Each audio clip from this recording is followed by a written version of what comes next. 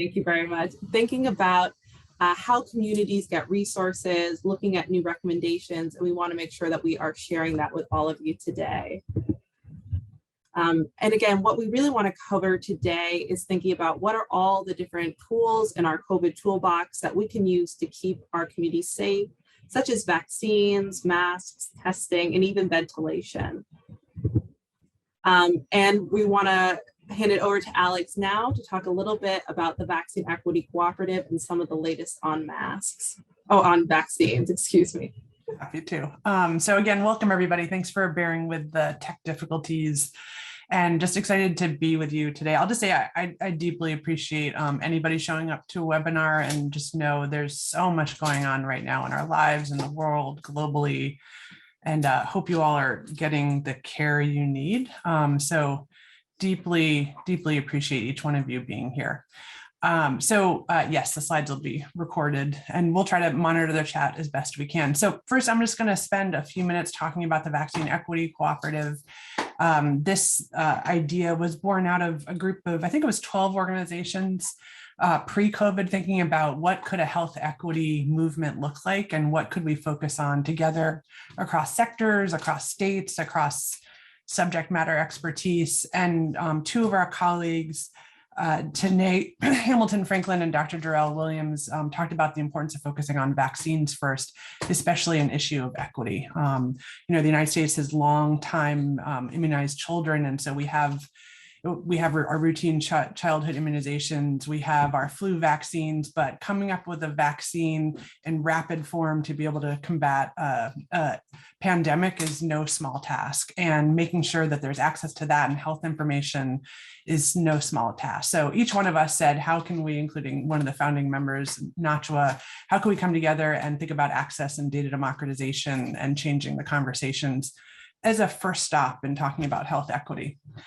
Keep putting your names in the chat and where you're from, and love to see everybody here. All right, if we can go to the next slide, I'll give you a little background on what we're doing.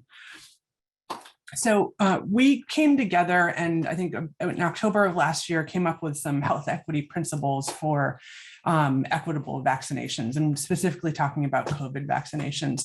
And there were three things I think a lot of us who are part of the founding group of Vaccine Equity Cooperative really started to see. A lot of us play kind of a dual role, whether it be working hyperlocally as a community health worker or in CBOs, and then having the privilege to be in national conversations about what is supply and demand of vaccines look like. And we saw some big gaps. And I remember personally, I would hear when we were thinking about 12 and above kids getting vaccinated, there were some great announcements about parental consent and what would that look like. And there was federal conversation about it. I live in Oakland, California. There was state conversations about it, a city ordinance. And at the time, I was working at the vaccine call center for the San Francisco Department of Public Health one day a week.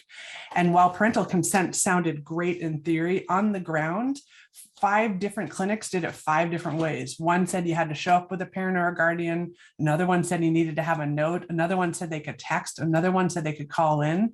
And it was so confusing. And really, that's what the Vaccine Equity Cooperative was born in, of how do we take big decisions, how do we take all of the learning and information and think about democratizing that information, making it accessible, thinking about data best practices, and really focusing on what our local communities, community health workers, CBOs, public health departments doing that work that enable people to be healthier, which include vaccines. So the 3 aims came up born out of that. One is this idea of democratizing information.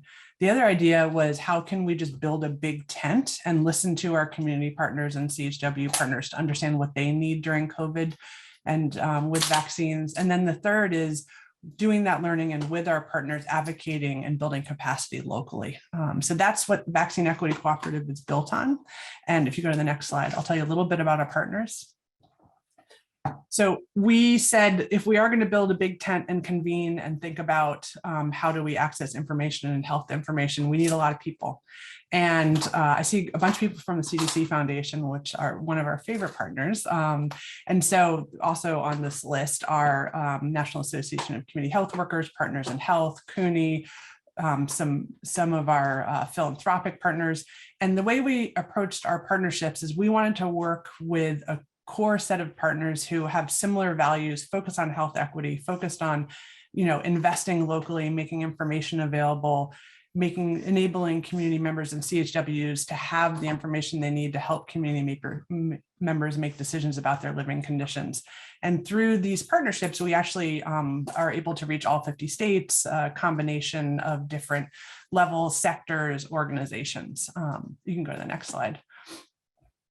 Today we wanted to talk a little bit about, we won't spend a ton of time on this, we will drop the link, but the entire repository that we built as a Vaccine Equity Cooperative really came from our CHW and CBO partners, asking what kind of tools are you using, what kind of information do you need, and can we put it on a place that's easily accessible and organized in a way that you would use. And so we continue to build out the repository on all things COVID. We're going to start to think about other issue areas soon too. And we're always looking for more recommendations on what we could do with the repository. So we'll drop a link in there if there's something you'd like to see on it, or a toolkit you use, or a set of guidance that you like. We're happy to look at it and then put it up on the repository.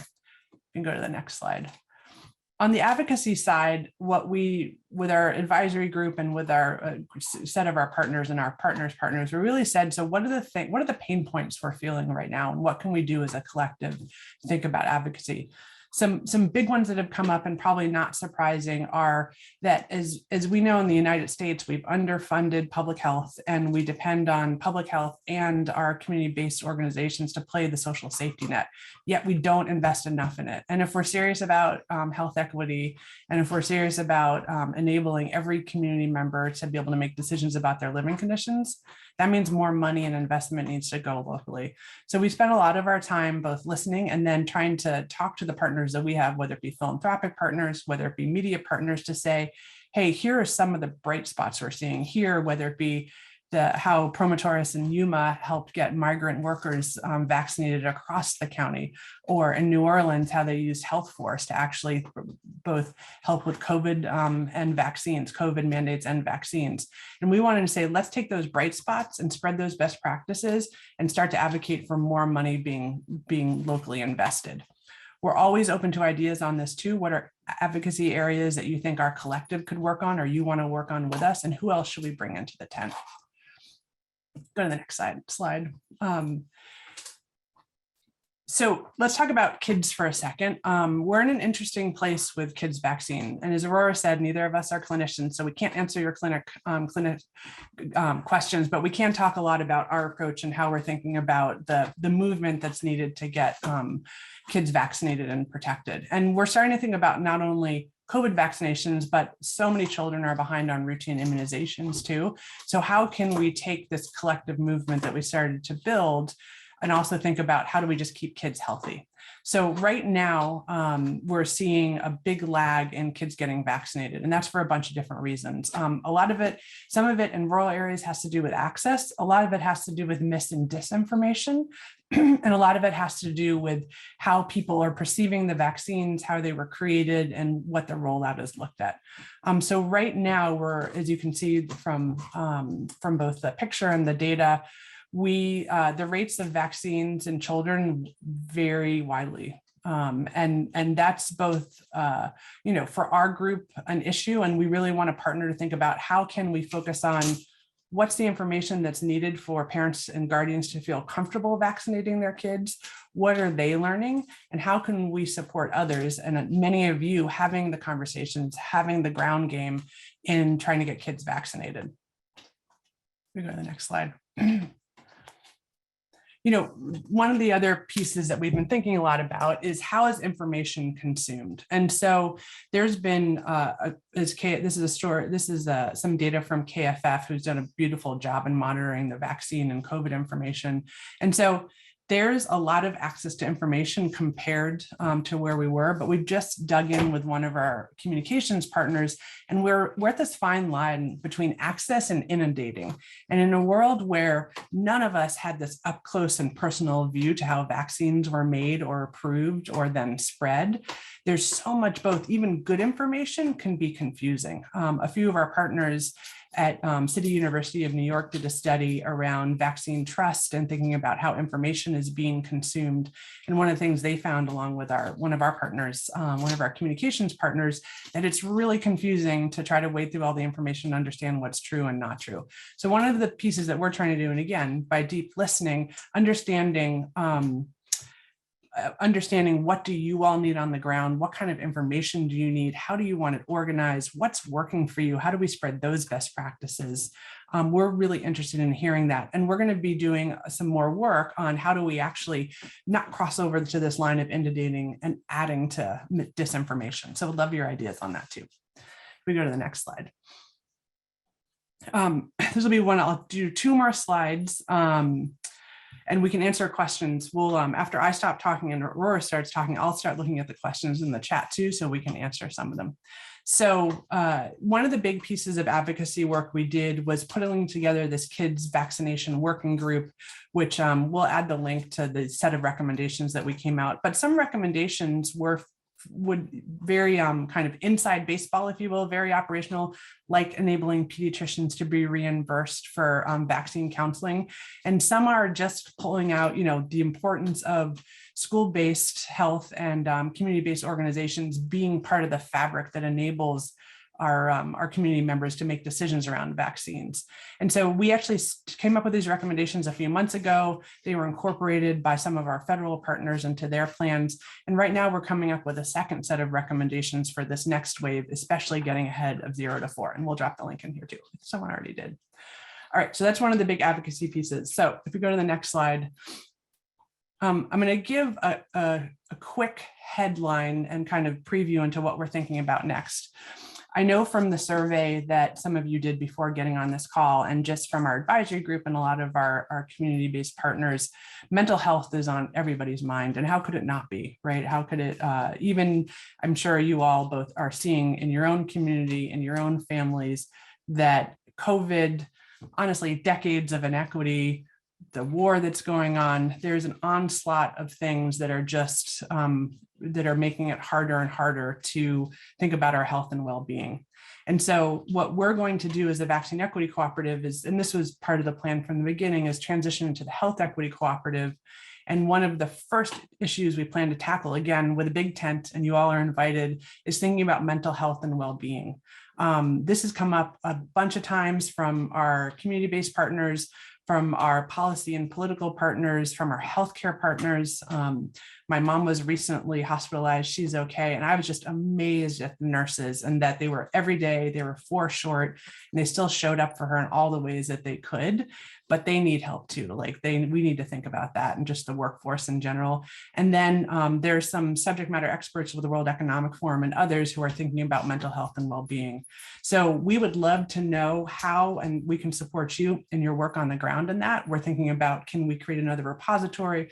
What's the policy and advocacy we need to do? How do we broaden the tent and really start to tackle this the same way that we've been tackling vaccines? All right, so that was a little about VC, a lot of me talking. I'm happy to answer questions. Deeply appreciate you all being here, and I'll hand it back to Aurora. Thank you so much, Alex. I'm going to head over to the next slide. So basically, so much in the last couple of weeks has changed. New guidance has come out. New programs have come out. So I am going to spend a couple minutes talking about different ways to get tests, to get masks. I know I'm going to cover a lot of ground, but what I'm going to ask is my colleague Bernadine to actually drop these slides into the chat, so you can go ahead and start looking at the links and looking at the web pages where you can start to do more deep tissue information with the resources that we're going to provide. Firstly, we just want to let people know that there are new CDC guidelines. You can visit their map, which is the COVID community levels by county map. Once you go to this site that I have here, you can put in your county, and they will put in what level of transmission your community has and what the guiding masking recommendations are as well. We also saw some folks in the registration actually ask about how do you get antiviral medications. And as many might have heard at President Biden's State of the Union, they are going to be launching a new test and treat initiative.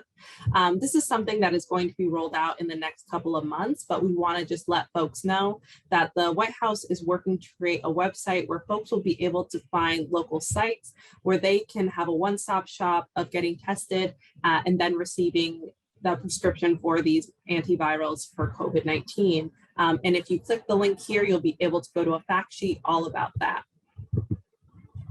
We also want to just touch on all the different COVID-19 testing, all the different ways you can access testing, one of which is new, which is covidtest.gov. We also want to make sure that we are educating communities about when to get tested and what to do once you receive a positive or negative result. The CDC has all sorts of different guidelines about that. And we really encourage you to be educating yourself and your community members about all this different education that's needed around testing. So as some might have heard, over the last couple of months, NACHWA and Beck and Health Leads has been working to promote covidtest.gov. This is a free initiative out of the White House where those across America can now receive 2 test kits for a total of 8 tests right to their house. This is per household. Just last week, the Biden administration announced that folks could do second orders, getting them up to those 8 tests. So really how you place this order is to go to covidtest.gov. You're going to click that blue button that says order free at home tests. You're going to put in your information and check out. They have an option where you can put your email and you can use the same email for multiple orders. So if you have the consent of someone in your community, you can be helping place orders for those who might not be as tech savvy or those who don't have access to technology or the internet. And again, you can now place 2 orders on this site. The White House has also now stood up different resources for those who might need help around ordering, such as a call line that is available in Spanish and more than 150 other languages. They are now promoting a disability information and access line, the information you can see here on the screen. And we also know throughout this program, some folks have had some issues with their address. And for those kinds of issues, we encourage you to reach out directly to USPS, who are shipping these tests to folks, and they have a number on the screen here. We also want to lift up that this program is not going to work for everyone, and 8 tests may not be enough for your households. We want to lift up other ways that you can be able to get these at-home tests. A couple months ago, it was announced that Medicaid, CHIP, and private health insurances would have to cover up to 8 tests per month. We know this is going to vary from state to state and from provider to provider. So we encourage you to look over these fact sheets and frequently ask questions to figure out how you can get those at-home tests for your family. And about a month ago, it was also announced that Medicaid would also be covering these at-home tests. And for those that at-home tests might not be the best option, we also encourage you to figure out where your local community-based free testing site here. HHS has a great site where you can visit, put in your zip code, and find the nearest testing site. And those are opportunities more geared towards individuals. We also want to lift up 2 resources for organizations, which are Operation Expanded Testing and the ICAP program, which you can apply for and in certain congregate settings or schools, and they will pay to do testing for your community. We encourage you to check out these links and see if this is a good option for your organization. We also know, as NACHWA has been working to lift up these opportunities, one of the #1 resources we have gotten requests for is these instructions in different languages. And we really want to lift up that Nick Rim has created a really great toolkit of all different guidance in different languages. They have the guidance split up by different brands of at-home tests, and they also have different guidance on how to order the tests, as well as how to take the test in a variety of languages. And these are additional information and ways that you can teach about how to take an at-home self-test. The CDC has some guidance. The Department of Massachusetts has some also guidance in a variety of different languages. There's also some great videos from our dear partners at Dia de la Mujer Latina in English and Spanish. We also want to continue to lift up masks. We know that in many communities, mask mandates are being rescinded, but we also know that many are going to choose to stay masked for a variety of reasons. And there are two opportunities that the Biden administration has been providing for free masks. One of them is being rolled out through pharmacies nationwide. These will be the same pharmacies that were contracted with to provide COVID-19 vaccines.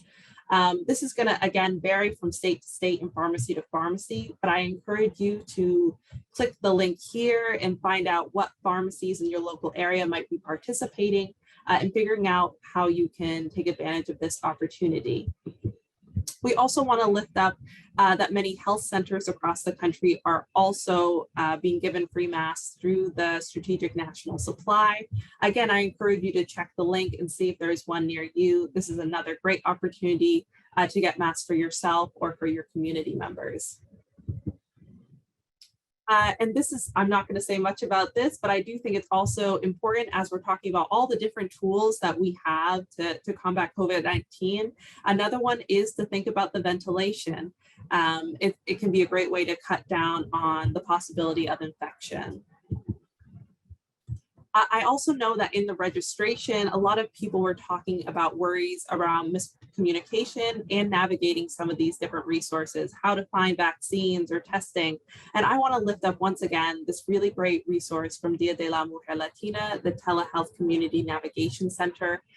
This is a call line staffed by community health workers and promotoras, all of who are bilingual. It's a national helpline. And they are used to dealing with mistrust and misinformation, helping combat both of those, as well as helping people in different communities access things like vaccines, like testing. And they've been helping folks place orders on covidtest.gov and so much more. So we just want to lift them up as a great resource for everyone as they're doing this community outreach. As Alex mentioned, we're also thinking right now about self-care and mental health. And I also want to lift up this opportunity that we're offering at the end of this month for community health workers or others on the front line of COVID to spend some time thinking about your own self-care strategies and mental health and how you can and hopefully improve your quality of life. So that is a free opportunity for all of you. Now I think we like to transition and I'm going to stop sharing my screen and we'd love to hear from all of you what your questions are and what are the major needs in your community. Are there communications or materials needs? Are there things that aren't clear in guidance? And before I do that, I'll give it over to Alex and then ask Megan if there's any questions from the chat that we should lift up as we start this conversation. Yeah, I saw a few questions in the chat and feel free to put them in. I saw a question in the Q&A. You feel free to use that too. And sorry for the format. I think we had hoped everybody would have their own box and we switched Zooms. We couldn't do that. So yes, the PowerPoint will definitely be shared. There was a question around are pediatricians taking the lead? That was a good question. They definitely are. And I think depending on what state and community they're in, they're getting varying levels of support. But there's American Academy of Pediatrics are supporting them along with local CHWs and others. There's another question, Aurora. I don't know if you want to take this one. Does a 3-month extension on some COVID test kits apply to all brands? That's a great question. And what I'm going to do is put in the FAQs from covidtest.gov. These are FAQs that are being updated as soon as they get new information. And I'll also share it on my screen after I share the link. And here they have that guidance. So they have some of the things I mentioned earlier. And down at the bottom here, they have guidance on that as well.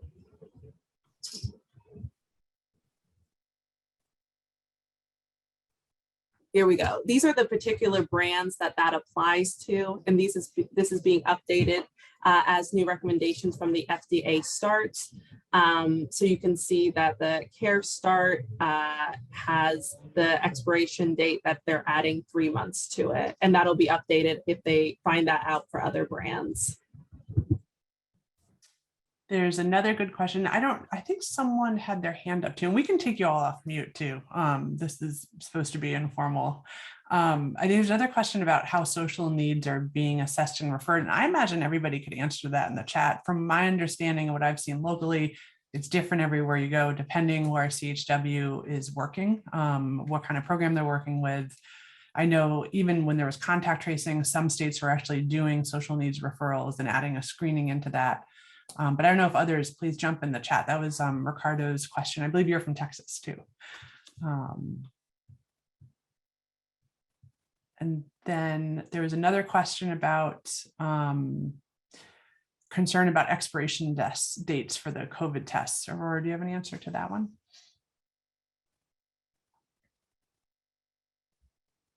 Sorry, I'm muted. Again, it's going to, since there are 9 different at-home COVID tests that the federal government are sending out, I would encourage you to check the dates when you get them and maybe circle it in red so you know when those are coming up. And then I would check either the manufacturer or this COVID test.gov website to see if the expiration date is being elongated or not. Okay. And do you, since we have four folks raising their hands, Megan, who you can't see, she's the health leads box. Can you unmute them and then I can, if helpful? Absolutely. Charles Owen, I will unmute you. Oh, look, and then you show up. It's magic. Hi, Charles. You don't have to be on video if you don't want to. Can you hear us? You might be on mute though. You may have to unmute yourself too.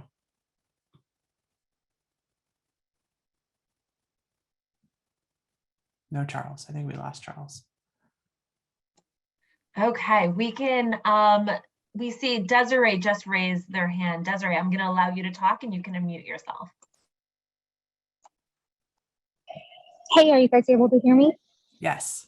Okay, so one of the things I'm finding in my community, and I'm sure other states are experiencing the same, is that we have one of the bigger underserved communities is our senior citizens, because they don't have the same know-how, not necessarily access to the technology.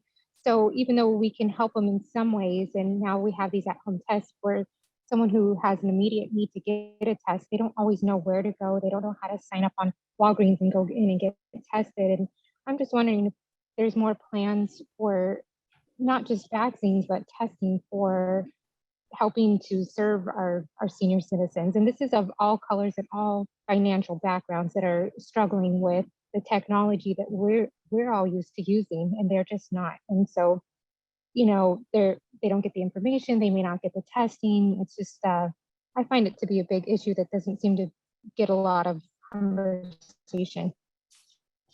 Yeah, and I'm happy we can add that to the next set of recommendations too, because it's such a good point, Desiree. And it's one of those that seems to be handled locally, differently locally, depending on where you are too.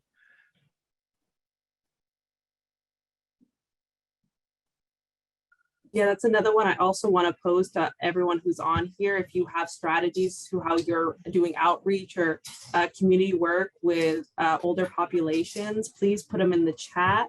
Or if that's something that you want us to do as a future webinar, to think of what are community-based organizations doing to educate and to reach out to older citizens about these issues. And I see Susan put in the chat that churches and senior centers have been a really good resource for her. And there's a good question. There's a series of questions around hesitancy too. Let's get to that in 1 second. And then Charles, I see your hands back up. Can you unmute? I think we unmuted you. Is that right? Can you hear us? You still look muted. Do you want to type your question?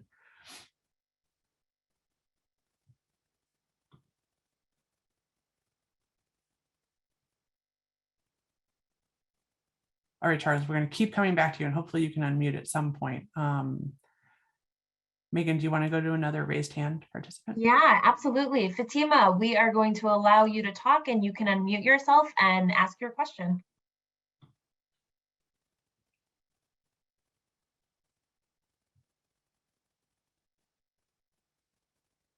Okay, your hand's down, Fatima. Do you still want to? There we go. Are you off mute? Do you want to jump in?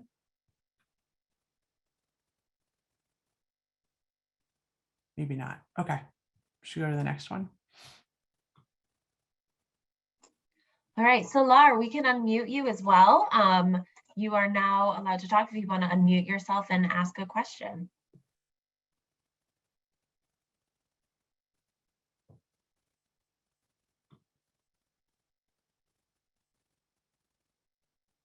Can you hear us, Lar? And I don't know if I'm pronouncing your name right.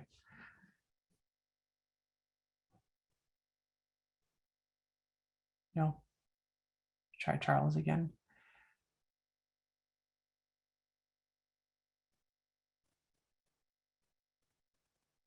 Okay, let's go to one of the chat questions, and related to Desiree, I think Paula Taliant, am I saying your name right? I don't know if you more than welcome to come off mute, or I can just read your chat too, which is many of our elderly patients have called into our public health unit and have asked for us to request tests for them. With their permission, we were able to enter their address and get this accomplished. This isn't a practice we want to adopt, as we don't have the ability to take large volume of calls. I'd like to hear how others are supporting the elderly populations that have little support. So similar to Desiree's, I'm curious if there are others, if there are others who may be also thinking about strategies for your elderly patients. And Paula, are you in a place where we can take you off mute? And I think Ann Rhodes has a question for you too. Do you want to try to bring Paula in? Okay. Paula, if you're able to, you can, there you go, perfect. She's unmuted. I think I'm unmuted. Yeah, we can hear you. Yeah, did someone have a question for me? I think there's, yeah, so any, let me go back up. Oh, could your Aging and Disability Resource Office help you, was the question from Ann Rhodes. I can look into that. I did direct my questions or need to our supervisors and managers, but yeah, they didn't say that that department could, but I'll look into it further. There were quite a few that were calling, hard of hearing, unable to access anything through internet, no computer, no family, very little support, and also receiving in-home support services. So just a thought was to reach out to different organizations that are doing in-home support services or other visits, home visits, maybe adult home visits, to make sure that they support them in that nature when they're at appointments. That might be an avenue. And then maybe the primary care physician's office, sorry, just to add that when these individuals do go to appointments, maybe have that kind of education around what they can be, how they can get tests. Maybe it could be done through their provider as well, or their pharmacy.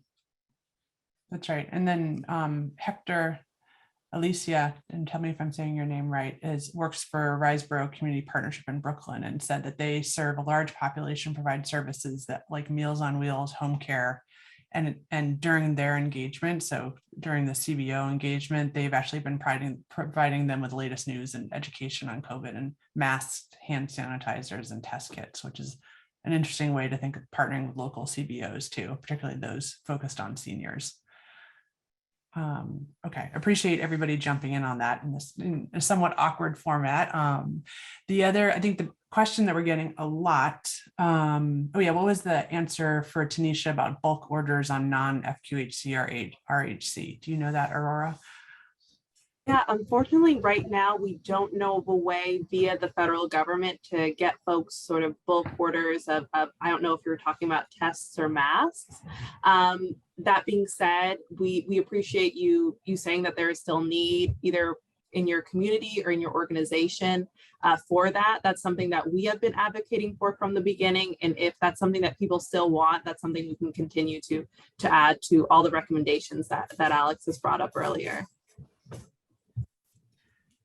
All right, so let's start going through some of the misinformation, because I know this is top of mind probably for all of us, and I've seen this through multiple states. So there's one question in the Q&A around some of the insular groups follow their community religious leaders who have concerns about fertility. This is a big one. One resource that we can point to, and then we can talk a little bit about best practices we've heard around basically enabling people to understand the information that may be true or the disinformation they may be absorbing. But one is Kaiser Family Foundation and Dr. Rhea Boyd and Camus Bell came up. There's a campaign called The Conversation With Us, Between Us. We can drop the chat in there. They actually have videos in Spanish and English specifically about fertility with clinicians. And they were also doing town halls for a while too. But in terms of the mass campaigns, which don't always speak to local, like at least here locally, the mass campaigns work less. This is one that has shown to really help people better understand the issue. So that's in the chat now. I think, and Aurora would love for you to jump in too, would love others. I think one of the things we've seen in terms of combating misinformation is really it's a ground game. And so Venus Ginis, who some of you may know, who runs Dia de la Mujer in Texas, they have a call center and have really been going kind of like person to person on just sitting down and having a conversation. There's another great bright spot. I don't know if anybody from here is from Yuma, but they, the public health department, the local promotores, actually the Mexican consult and in Salinas, California, all work together to have promotores go door to door to have conversations to ensure migrant workers were getting vaccinated. And that was quite successful. And that's what we've seen of probably not surprising to anyone on here, but really it's about a conversation. And then the person in the conversation feeling comfortable themselves and having the resource themselves to be able to just talk through, knowing you may not convince the person, but just helping guide them. I don't know, Aurora, what else you've heard, and would love to hear what others have too. But this is our #1 challenge. And I promise you it won't only be for COVID vaccines going forward. So this should be an ongoing conversation. Yeah, I think that's a great point. And again, please drop in the chat if you have strategies that are working. I know something that's often come up when we've been talking to community health workers is that, you know, we want to be addressing all the different sort of social determinants of health. And I feel like sometimes there can be greater hesitancy when folks are only wanting to talk about COVID. I think we have seen some better examples on when you are dealing with some of these other issues. Let's say you're delivering food, you're connecting people to housing, so that you're dealing with some of their other basic needs, which builds trust with them, which can sometimes help with some of those COVID conversations or other things as well. Maybe you're doing diabetes education or other things that might not be quite as sticky or have so much. I see Alunda. I'm sorry if I'm saying your name wrong, but thank you for your bigging me up in the chat. Those things have been very successful for folks to then sort of move into COVID from another space. Yeah, are there others? I see we have a few more hands raised who have found. Ronald, I'm gonna allow you to talk and you can unmute yourself. I see you just raised your hand.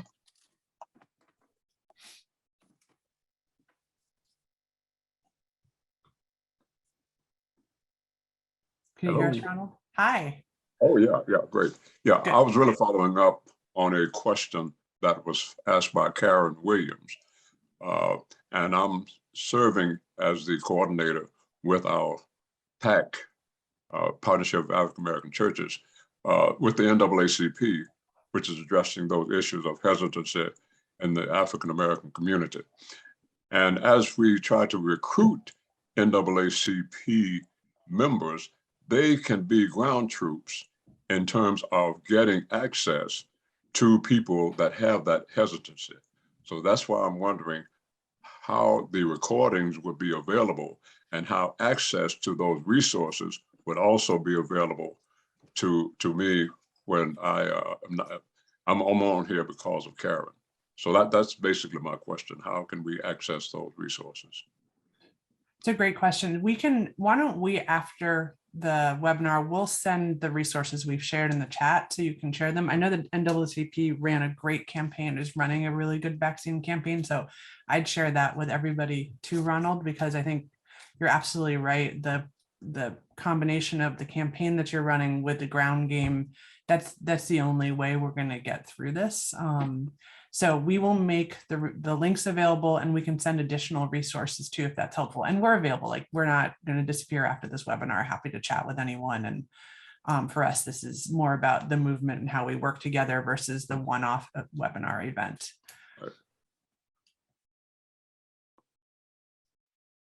Oh, you're welcome. Thank you. Yeah, someone just said great work, Ronald, in the chat, and 100% agree. There's a good question. There's from LaDon. And LaDon, do you want to jump in? Because you're both sharing a little bit about what you're doing and then asking a question. So if you don't mind coming off mute, if you can, would love to have you jump in too. Hi, my name is LaDon, and the question is in regards to the Pueblo that I'm working on. And so we're planning on opening back up in the next month or so. And I want to know if you had references or resources on how to go about it. Like if maybe smaller organizations have been implemented preparedness plans, and what have they done? And I feel like we need some guidance. So yeah. Happy to share.